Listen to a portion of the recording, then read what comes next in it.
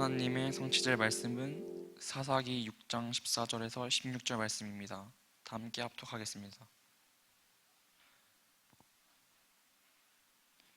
여호와께서 그를 향하여 이르시되 너는 가서 이 너의 힘으로 이스라엘을 미디안의 손에서 구원하라. 내가 너를 보낸 것이 아니냐 하시니라. 그러나 그에게 대답하되 오 주여, 내가 무엇으로 이스라엘을 구원하리이까? 보소서, 나의 집은 므낫세 중에 극히 약하고 나는 내 아버지 집에서 가장 작은 자니이다. 하니 여호와께서 그에게 이르시되 내가 반드시 너와 함께하리니 내가 미디안 사람 치기를 한 사람을 치듯 하리라 하시니라. 아멘. 지난주에 이어서 우리 지난주까지 이제 창세기부터 시작해서 여호수아까지 쭉 말씀을 함께 나눴습니다. 그래서 이번 주는 여호수아 이후에 사사시대에 돌입을 하게 됐죠. 이 사사시대에 하나님께서 세우신 이 사사 기드온에 대해서 함께 말씀을 나눠보겠습니다. 먼저 서론에 우리 지난주에 강단 말씀에서 우리가 요담에 대해서 말씀을 들었죠. 지금 코로나가 아직까지도 우리 삶에 좀 영향을 미치고 있고, 그래서 지금 코로나로 인해서 많은 사람들이 좀 억눌려 왔던 그런 감정들이 폭발하고 또 영적인 문제들이 겉으로 드러나고 있다고 했습니다. 그래서 어느 서울대 심리학과 교수는 이런 상황을 보고 집단 우울증의 발생 직전 단계까지 와 있다고 진단을 하기도 했죠. 그래서 우리가 이런 상황들을 대처할 수 있는 그런 방안들을 마련을 해야 된다라고 주장을 했다고 합니다. 근데 우리가 아무리 이렇게 대처를 잘 한다고 해도, 준비를 한다고 해도 우리의 힘으로는 막을 수가 없는 문제가 있죠. 그게 바로 영적인 문제입니다. 그래서 우리가 이런 상황 속에서도 환경에 영향을 받지 않고 주위 사람들에게 영향을 받지 않으려면 우리의 삶이 무너지지 않는 기초 위에 세워져야 된다고 했습니다. 그래서 우리 신앙이 무너지지 않으려면 어떻게 해야 되는가? 우리 신앙의 기초가 하나님의 말씀인 성경이 되어야 된다고 했죠. 그래서 우리 삶의 기초가 하나님의 말씀이 우리의 기초가 되어야지 어떤 상황 속에서도 흔들리지 않고 무너지지 않는다고 했습니다. 그래서 우리가 매주 주일마다 하나님께 예배를 드리고 또 평일에는 우리가 기도첩으로 하나님의 말씀을 묵상하고 붙잡는 것이죠. 그리고 두 번째로 이 요담을 통해서 우리가 배울 점이 있다고 했죠. 그래서 이 요담왕은 이 아버지의 업적, 장점들을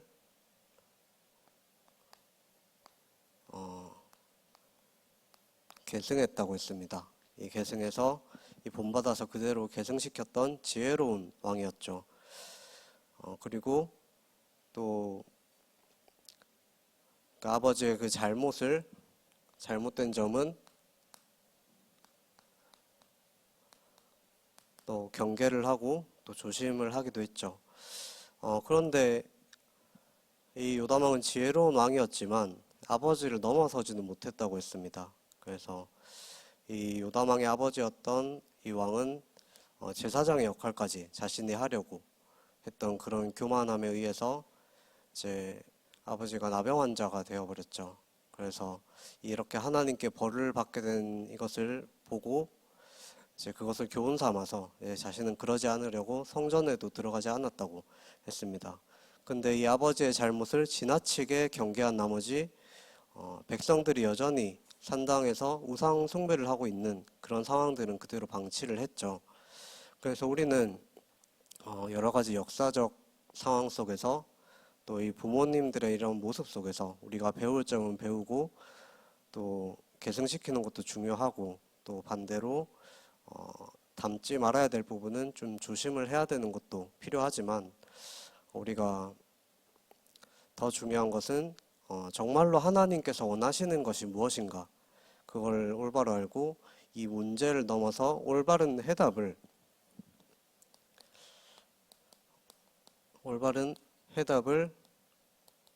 제시할 수 있는 그런 사람이 되어야 되겠습니다. 그래서 그러려면 우리의 신앙의 기준이 올바라야 되겠죠. 그래서 우리의 신앙의 기준이 아까 말한 것처럼 오직 하나님의 말씀이 되어야 되는 것입니다. 그래서 사도행전 1장 1절, 3절, 8절에 이 오직 그리스도, 오직 하나님의 나라, 오직 성령 충만, 이게 우리의 신앙의 기준이 되어야 된다고 했죠. 그리고 두 번째로 우리가 지난주에 또 찬양이 있는 예배를 하면서 여호수아에 대해서 말씀을 함께 나눴었죠. 그래서 이 여호수아와 또 이스라엘 백성들의 이 가나안을 정복하는 이 말씀을 보면서 우리가 불신앙을 할 때 어떤 결과가 오는지 그걸 좀 봤었습니다. 언약의 백성들이 불신앙하고 하나님의 말씀에 불순종하면 어떤 일이 일어났는가를 같이 봤었고, 또 하나님께서 이스라엘 백성들을 이 광야로 보내셨는데 이 광야 생활을 통해서 이스라엘 2세대 렘넌트들을 훈련시키는 그런 과정들을 보면서 이제 우리도 이 광야 같은 삶 속에서 우리의 힘과 우리의 생각들, 세상의 방법들을 따라가는 게 아니라 하나님을 의지하고 우리의 틀린 각인 뿌리 체질을 바꾸는 그런 기회로 삼아야 된다고 했죠. 그리고 또 우리가 세 번째로 이 아이성과의 전투 속에서 하나님의 이 언약을 이루시는 하나님의 방법과 이 하나님의 말씀을 놓치고 또 내 생각대로 행하면 이 영적인 싸움에서 실패를 하게 되고, 이 하나님의 말씀에 의지하고 순종할 때 그 말씀을 따라갈 때는 어떤 상황 가운데서도 승리할 수 있다는 그 사실을 우리가 봤습니다. 그래서 이 아이성 전투 이후에 이제 여호수아는 이스라엘 백성들을 이끌면서 또 많은 싸움에서 승리를 하게 됐죠. 그런데 문제는 이 여호수아가 죽고 난 이후에 이제 이스라엘 백성들이 하나님의 말씀을 무시하고 불순종하고 그런 시대가 찾아오게 됩니다. 그게 바로 사사시대죠. 이 사사시대가 어떤 시대냐면 하나님께서는 이 이스라엘 백성들을 가나안에 이제 보내시면서 이 가나안 땅을 정복할 것을 명령을 하셨습니다. 그래서 하나님이 가나안을 정복하도록 허락한 데에는 이유가 있었죠. 이 가나안 땅이 메시아를 보낼, 그리스도를 보낼 약속의 땅이기도 했지만 이 가나안에 살고 있던 사람들이 죄악이 가득해서 하나님께 범죄하여 이제 하나님의 심판의 대상이 되었기 때문입니다. 그래서 하나님은 이 하나님의 백성들을 통해서 이 가나안을 심판하려고 하신 이 하나님의 계획이었죠. 그래서 이 하나님께서 의인에게는 상급을 주시고 또 악인은 심판하시는 이 공의로우신 이 하나님이시기 때문에 이 죄악으로 가득한 그 땅을 이스라엘 백성에게 주고 또 하나님의 나라를 다시 시작하려고 이제 그 땅에 그리스도를 보내시기로 그렇게 약속을 하신 것입니다. 이건 죄악에 대한 심판이었죠. 그런데 이 이스라엘 백성들은 그런 하나님의 계획을 놓치고 또 하나님의 말씀을 어기게 됐죠. 이제 가나안 땅에 들어가 보니까 가나안 사람들을 내쫓는 것보다는 이 사람들을 이제 종으로 삼아서 자기가 애굽에서 이제 노예 생활했던 것처럼 이제 노예로 부리는 편이 더 낫다고 그렇게 자기 생각대로 판단을 하게 됩니다. 그래서 이 가나안 사람들을 쫓아내지 않고 그 가나안 땅에 거주하게 하면서 종으로 이제 부려먹은 거죠. 그리고는 이제 이 가나안 사람들한테 농사 짓는 법, 또 돈 버는 법, 그런 것들을 이제 배우려고 했습니다. 그렇게 이제 이스라엘 백성들은 하나님의 언약보다는 돈을 벌고 또 풍족하게 사는 것을 이제 더 중요하게 생각한 거죠. 이런 육신적인 그 이유 때문에 이스라엘 백성들은 하나님의 언약을 놓친 것입니다. 근데 그렇게 문제는 이제 가나안 사람들이랑 그렇게 같이 살다 보니까 이 가나안의 우상 문화들을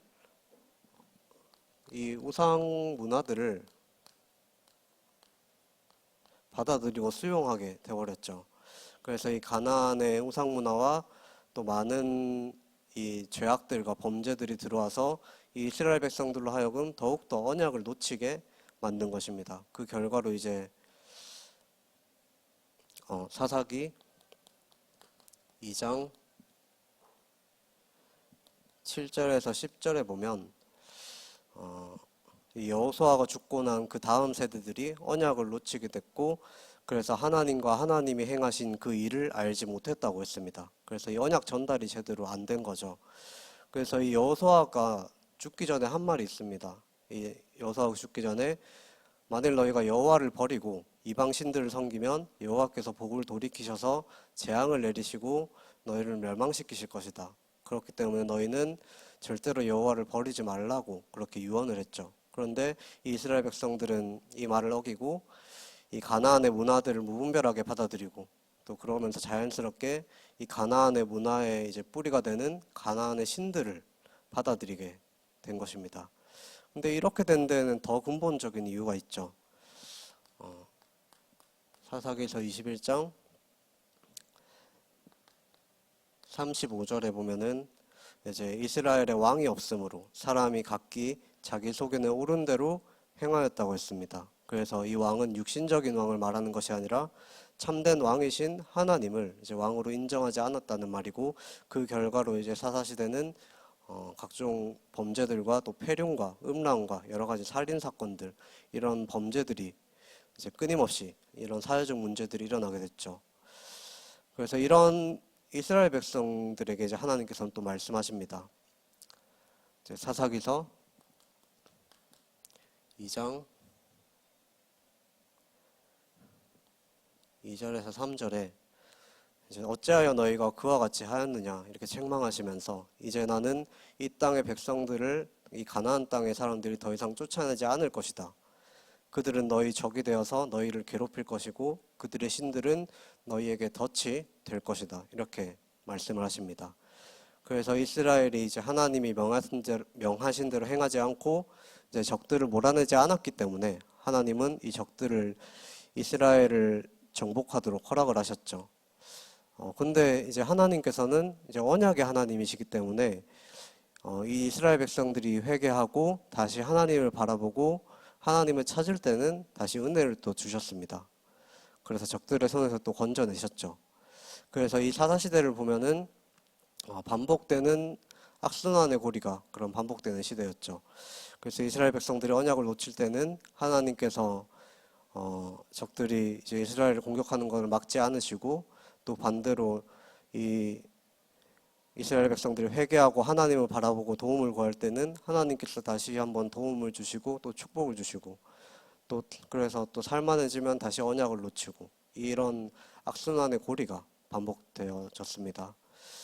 그래서 우리가 지난번에 이제 강단 메시지에서 사사시대에 대한 이제 말씀을 하면서 우리는 이제 이 악순환의 고리를 끊어내야 된다고 했죠. 그래서 이 반복되는 영적 사이클에서 빠져나와야 된다고 했습니다. 그래서 그 길이 오직의 신앙을 회복하는 것이죠.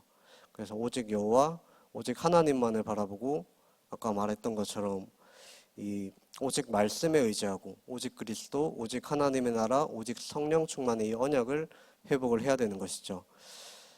그래서 이런 악순환의 사이클 속에서 오늘 말씀을 보면은 이제 이스라엘 백성들이 또 언약을 놓치고 하나님께 악을 행해서 이제 이 하나님께서는 이 미디안 사람들을 통해서 이스라엘 백성들에게 벌을 주시고, 그래서 또 이 미디안 사람들의 침공으로 이스라엘 백성들이 멸망할 위기에 놓여지게 됩니다. 그래서 또 이런 위기의 순간이 찾아오게 되니까 이스라엘 백성들은 또다시 하나님을 찾게 되고 하나님께 부르짖게 됐죠. 이때 하나님께서는 언약의 하나님이시기 때문에 이 이스라엘 백성들에게 하신 언약을 기억하면서 너희가 이전까지 나를 버리고 이제 내 말을 듣지 않았지만 이제 나를 찾았으므로 이제 애굽에서 건져낸 것 같이 미디안 사람의 손에서 너희 이스라엘 백성들을 건져낼 것이라고 그렇게 약속을 하셨습니다. 그래서 하나님께서 이 약속을 지키시기 위해서 하나님께서는 이 기드온을 사사로 부르셨죠. 근데 이 정작 기드온은 하나님의 부르심을 받고 처음에는 당황을 했습니다. 왜냐하면 이 기드온은 겁쟁이였기 때문이죠. 이 기드온은 겁이 참 많았어요. 그래서 이 기드온이 하나님의 말씀을 듣고는 이렇게 말을 하죠. 나의 집은 므낫세 중에 극히 약하고 나는 내 아버지 집에서 가장 작은 자인데 내가 어떻게 이스라엘 백성들을 구원할 수 있겠습니까? 난 도저히 못합니다. 이렇게 하나님께 말을 하게 됩니다. 근데 이때 하나님께서는 언제나 그랬듯이 책망하지 않으시고 모세에게 그랬듯이 또 여호수아에게 그랬듯이 내가 반드시 너와 함께 할 것이고 그렇기 때문에 네가 미디안 군대를 쓰러뜨리게 될 것이다. 이렇게 말씀을 주셨죠. 그래서 이런 겁쟁이 기드온에게 말씀을 주셨습니다. 이 말씀이 사사기에서 6장 16절의 말씀이죠. 그리고는 이 하나님께서 기드온에게 가장 먼저 시키신 것이 있습니다. 그래서 이 기드온의 아버지가 집에 두었던 그 바알과 아세라 그 우상들을 부수고 새로운 단을 쌓아서 이 규례대로 둘째 숫소를 잡아서 번제를 드리라고 말씀을 하셨죠. 그래서 이 말은 우상들을 파괴하고 하나님께 드리는 예배를 먼저 회복하도록 하신 것입니다. 근데 이 겁이 많은 기드온은 자기 아버지의 가문과 또 그 성읍에 있는 사람들이 두려워서 이제 낮에는 그 일을 못하고 참아하지 못하고 이제 밤이 돼서 어두워질 때 몰래 가서 이제 바알과 아세라상을 부수고 그 아세라 나무로 이제 단을 쌓아서 그 하나님께 이제 번제를 드리게 됩니다. 근데 문제는 이제 다음 날에 이제 이 성읍 사람들이 이 바알 아세라상에 파괴된 것을 보고 기드온을 찾아와서 책망하면서 죽이려고 했죠. 근데 이때 이제 죽이려고 했는데 이제 이걸 보면은 이제 이스라엘 백성들이 하나님을 찾으면서도 하나님보다는 바알 신을 더 두려워했던 것을 알 수가 있습니다. 그래서 완전히 자기 정체성을 잃어버린 거죠. 근데 이때 이제 기드온 아버지가 막으면서 만약에 바알이 진짜 신이 맞으면 이 바알 신이 직접 우리 아들 기드온에게 벌을 할 것이다. 그러니까 너희는 가만히 있어라. 벌하지 말고 가만히 놔둬라. 이렇게 얘기를 했죠. 근데 이런 말을 한 거 보면 아버지는 그나마 조금 이제 믿음이 있었던 것 같습니다. 그래서 이제 당연히 여호와께서 기드온과 함께 하시기 때문에 기드온에게는 아무런 일도 일어나지 않았죠. 그래서 이런 상황들만 봐도 이제 하나님 대신 우상을 섬겼던 이스라엘 백성들은 구원을 받을 자격이 없죠. 그런데 하나님께서는 이 이스라엘 백성들을 사랑하시기 때문에 또 이스라엘 백성들과 언약을 맺었기 때문에 다시 하나님을 찾고 부르짖을 때 이 기드온을 통해서 이스라엘 백성들을 구하기로 하신 것입니다. 그래서 우리도 마찬가지로 우리가 하나님께 불순종하고 범죄해서 이제 구원받을 자격도 없는 죄인이지만 또 우리를 향하신 하나님의 사랑 때문에 우리를 위해서 그리스도를 약속하시고 이 땅에 구원의 길을 여셨죠. 그리고 우리가 은혜로 구원을 받았지만 이 세상의 문화와 또 여러 가지 사람들의 말과 여러 가지 상황 속에 이제 흔들려서 언약을 가끔씩 놓칠 때도 있지만 그렇지만 우리가 하나님은 절대로 언약을 잊지 않으시고 또 우리 손을 놓지 않으시고 끝까지 우리를 인도해 가신다는 그 사실을 우리는 기억을 해야 되겠습니다.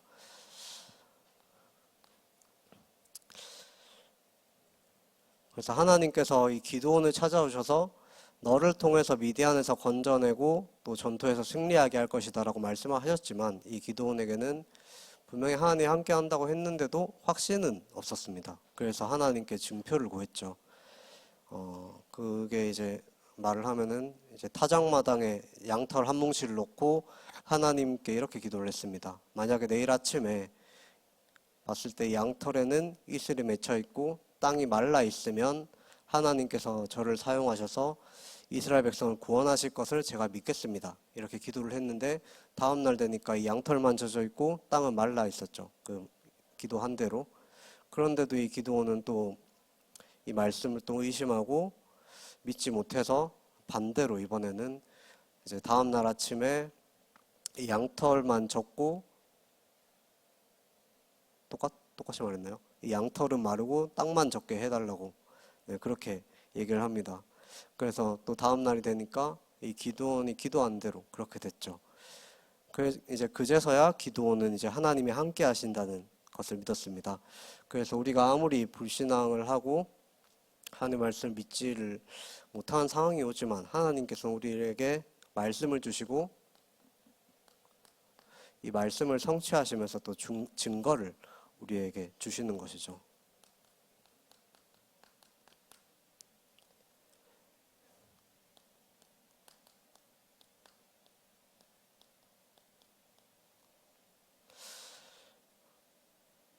그래서 이제 이 기드온은 전쟁을 하게 됐고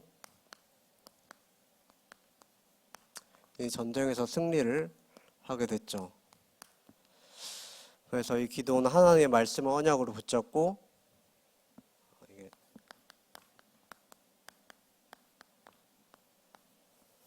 이 하나님의 말씀을 언약으로 붙잡고 또 이스라엘 군대를 모아서 미디안과의 전쟁을 준비를 했습니다.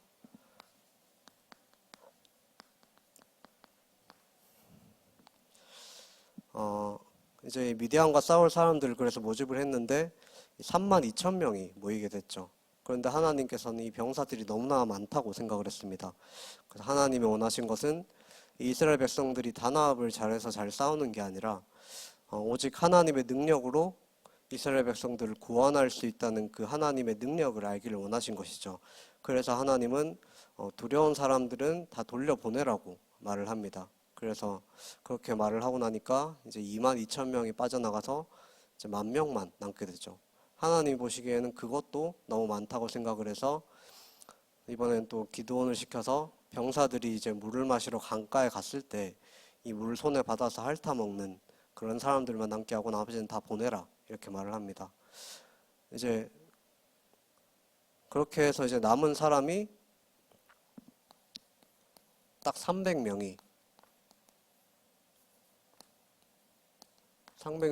용사가 남게 됐습니다. 근데 기드온의 입장에서는 이 병사들이 너무 적어서 이기기 힘들다고 그렇게 생각을 하고 또 두려움에 떨게 됐죠. 하나님은 또 그거를 아시고 이번에는 이 미디안 병사들을 통해서 하나님의 말씀을 전하게 됩니다. 그래서 이 기드온이 이제 미디안 병사들 쪽으로 그쪽 진영을 가서 이제 염탐하러 갔을 때 자기네들끼리 한 말을 듣게 되죠. 그래서 그 미디안 병사 중에 한 명이 꿈을 꾸게 됐는데 이 꿈을 친구가 해석을 해줍니다. 그 해석이 이제 이 미디안의 땅을 이스라엘 백성에게 붙여주셨다라는 해석을 하게 되죠. 그래서 그 말을 들은 기드온은 더욱더 이제 하나님의 말씀에 신뢰하게 됐고 이제 이 300명의 용사들과 함께 이제 미디안을 공격할 준비를 하게 됩니다. 그런데 이 전쟁을 준비하는 하나님의 방법은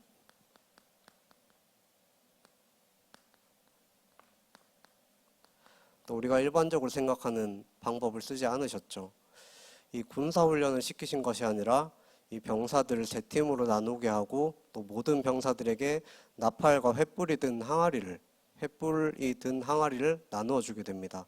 그리고는 이제 미디안 군대들을 이렇게 에워싸고 기드온이 신호를 보내면 300명의 병사가 일제히 일어나서 나팔을 불고 항아리를 깨뜨리게 했죠.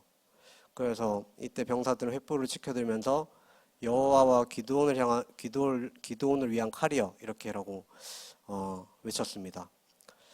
그래서 이렇게 외치고 나니까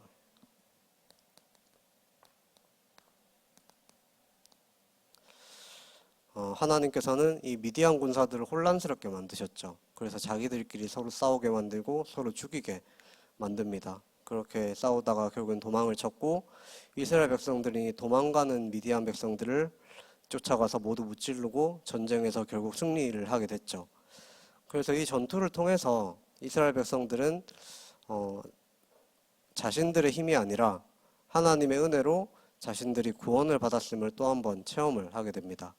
그래서 우리가 기드온처럼 우리를 이 구원하시려는 하나님의 계획을 믿을 때 오직 하나님의 은혜로 구원을 받을 수 있다는 사실을 우리는 기억을 해야 되겠죠. 그래서 사도 바울은 에베소서 2장 8절에서 9절에 이렇게 말을 합니다. 우리가 하나님의 은혜로 말미암아 믿음으로 구원을 받았으니 이건 우리가 스스로 잘해서 구원을 받은 것이 아니라 하나님의 선물로 우리가 구원을 받았다고 했죠. 그래서 이 구원은 하나님의 은혜요, 하나님의 선물인 것입니다. 그렇기 때문에 우리가 열심히 노력을 해서 또 예배를 잘 드리고 착하게 살아서 구원을 받은 것이 아니라 우리가 뭐 열심히 노력해서 이제 구원을 받았다고 자랑을 할 수가 없는 것이죠. 그래서 우리가 이 사실을 알 때 비로소 우리는 모든 영광을 하나님께 돌릴 수가 있게 되는 것입니다. 그래서 우리가 하나님을 영광을 위하여 공부를 하고 일하고 또 우리의 삶을 살아갈 수가 있는 것이죠. 그래서 결론에 하나님께서는 이제 이스라엘 백성들을 통해서 가나안 땅을 정복하게 하신 것처럼 하나님께서는 우리를 현장을 정복하는 렘넌트로 부르셨습니다. 그런데 우리가 이 이스라엘 백성들이 그랬던 것처럼 하나님의 언약을 놓치면 도리어 이 현장의 문화에 이제 반대로 정복을 당하게 되는 거죠. 그러면 우리가 어떻게 해야 된다는 말이냐? 아예 뭐 세상과 담을 쌓고 살아야 되냐? 그런 말이 아니죠. 우리가 그렇게 해서는 사실상 현장을 살릴 수가 없습니다. 우리가 해야 될 것은 하나님의 언약을 굳게 붙잡는 것이죠. 그래서 우리가 언약을 붙잡아야 되는데 이 마가다락방에 주셨던 이 언약을 잡아야 됩니다. 아까 말한 것처럼 사도행전 1장 오직 그리스도, 오직 하나님의 나라, 오직 성령, 충만 이 언약을 붙잡고 그리고 또 우리가 이 언약을 붙잡고 있을 때 이 오순절날에 임했던 이 언약을 붙잡고 있으면 오순절날 하나님께서 성령의 충만함으로 역사하셨던 것처럼 우리가 언약을 붙잡고 있으면 하나님께서는 정확한 시간표에 현장을 변화시킬 힘을 우리에게 주시는 것이죠. 그래서 우리는 이 반드시 성취될 하나님의 언약을 믿고 어떤 문제가 와도 이 반석 같은 믿음 안에서 흔들리지 말고 근데 조금 흔들려도 괜찮습니다. 그러니까 우리가 언약만 놓치지 않고 있다면 하나님께서 하시기 때문이죠. 그래서 하나님께서는 우리를 이 기드온과 같이 하나님께 영광을 돌리는 자로 연약한 우리를 부르셔서 언약을 우리에게 붙잡게 하시고 또 우리를 통해서 하나님의 영광이 드러나도록 하실 것입니다. 그래서 우리가 말씀의 흐름을 타는 게 참 중요하죠. 그래서 우리가 말씀의 흐름 속에서 여러분들이 언약의 여정 속에 있다는 그 사실을 아는 게 중요합니다. 근데 여러분들이 이제 언약을 붙잡아야 된다는 것도 알고 매 주일마다 이제 예배 드리고 또 평일에는 기도 수첩을 하기도 하지만 사실상 어떻게 해야 되는지 뭐 내가 지금 잘 하고 있는 게 맞는지 그런 게 헷갈릴 수도 있죠. 근데 그리고 또 나는 뭔가 좀 잘 하고 싶은데 그게 나 혼자서는 좀 잘 안 된다 이렇게 생각하는 랩런트도 있겠죠. 그래서 사실상 이 매 주일마다 이렇게 잠깐의 짧은 예배를 통해서 뭐 예배라고 해봐야 제가 이제 메시지 전하기만 해도 시간이 이렇게 금방 가니까 사실상 이 제한된 시간 속에서 이 부분을 좀 점검하기가 어렵습니다. 그래서 이번 주부터 좀 한 가지 시도를 좀 해보려고 하는데, 그래서 여러분들이 이제 본부의 흐름을 타는 것도 중요하기 때문에 여러분들이 산업선교 메시지를 핵심 메시지는 꼭 사실 들어야 되거든요. 그래서 근데 이게 혼자 듣기는 좀 힘들고 잘 안 되죠. 그래서 이번 주부터 우리가 토요일에 좀 이른 시간이긴 하지만 이제 9시에 교회에 모여서 1층에서 이제 같이 산업선교 메시지도 듣고 핵심 메시지도 이제 듣는 시간을 좀 함께 가지려고 합니다. 그리고 이제 메시지가 끝난 후에는 조금 짧은 시간 동안 이제 구체적으로 어떻게 우리가 삶에서 이 언약을 실제적으로 붙잡고 누리고 또 나의 학업과 삶에 적용할 수 있을지를 이제 함께 고민하는 시간을 좀 가져보려고 합니다. 그래서 원래는 사실 코로나가 터지지만 않았으면 미션홈을 통해서 좀 하려고 했던 것들인데 지금 아직까지는 좀 그럴 여건이 안 되니까 교회에서부터 일단 시작을 해보려고 합니다. 그래서 관심 있는 랩런트들은 이제 토요일 아침 9시에 힘들면 조금 늦어도 돼요. 핵심 메시지 한 10시 반쯤에 이렇게 와가지고 가능하면 9시에 와서 이제 함께 할 수 있었으면 좋겠습니다. 그래서 우리 큰사랑교회 청소년 랩런트 여러분들이 이제 영적 서밋을 향해서 도전하는 첫 시작이 될 것이기 때문에 이제 함께 마음을 담고 참여를 했으면 좋겠습니다. 그래서 나중에 선생님들을 통해서 다시 한번 광고를 하도록 하겠습니다. 네, 기도하고 마치도록 하겠습니다. 살아계신 하나님 아버지, 정말 우리 큰사랑교회 청소년 랩런트들이 어떠한 상황과 어떠한 문제 가운데서도 정말 우리의 생각과 우리의 수준대로 또 세상의 방법대로 살아가는 것이 아니라 하나님이 주신 언약을 굳게 붙잡고 오직 그리스도, 오직 하나님의 나라, 오직 성령 충만함의 그 언약을 붙잡고 하나님이 나와 함께 하시는 임마누엘의 축복을 우리의 삶 속에서 누릴 수 있도록 주님께서 인도하여 주옵소서. 그래서 이 말씀 속에서 하나님이 만드신 나, 또 하나님 주신 나의 것, 하나님이 나를 통해서 이 구원 사역을 이루어 가실 나의 현장을 발견하는 그런 시간표 속에서 인도받을 수 있도록 우리 랩런트들을 주님께서 축복하여 주옵소서. 이 모든 말씀 살아계신 예수 그리스도 이름으로 기도합니다. 아멘.